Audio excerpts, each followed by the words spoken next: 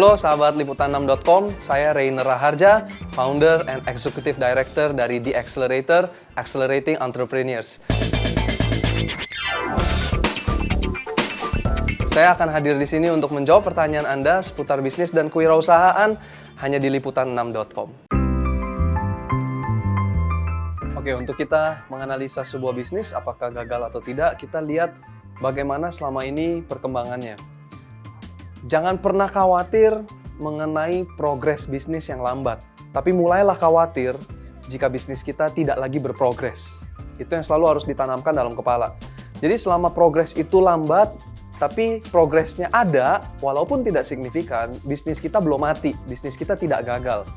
Tapi apabila kita sudah stagnan atau defisit sampai 1 tahun, 6-12 bulan kalau menurut saya, kita sudah mulai bisa jaga-jaga apakah bisnis ini betul bisa dijalankan atau enggak.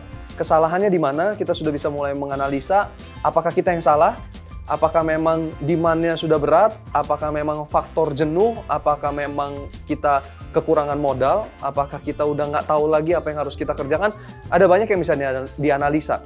Tapi untuk kita menganalisa sebuah bisnis, apakah bisnis tersebut masih layak jalan atau tidak, sebaiknya dilakukan dalam waktu 1 tahun. Untuk kita melihat apakah bisnis ini sudah gagal atau belum. Lalu indikasi gagalnya apa? Kalau bisnis ini selama 1 tahun ke depan atau 1 tahun ke belakang, mulai dari sekarang ke depan ternyata tidak pernah menghasilkan untuk kita, atau selama 1 tahun ke belakang hasilnya defisit terus, kita udah mulai bisa melihat indikator kegagalan. Dan kegagalan ini belum menjadi kegagalan yang nyata kalau kita belum stop berbisnis. Satu-satunya bisnis yang gagal adalah ketika bisnis itu sudah tidak dilakukan lagi. Selama bisnis itu masih dijalankan, maka bisnis itu masih berjalan. Tidak bisa disebut gagal, tapi belum untung atau belum berhasil.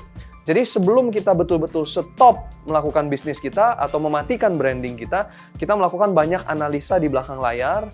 Tapi untuk kita melihat berapa lama, kita lihat dalam waktu 6-12 bulan. Apakah kita defisit terus atau kita sama sekali tidak pernah bisa menutup pengeluaran overhead cost permodalan kita.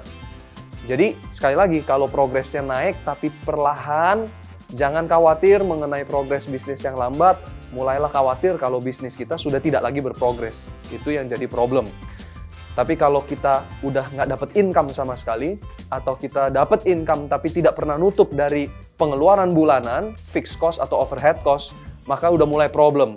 Jadi indikasi kegagalan kita dalam waktu 6-12 bulan sudah mulai bisa dilihat dari hasil yang bisa kita dapatkan.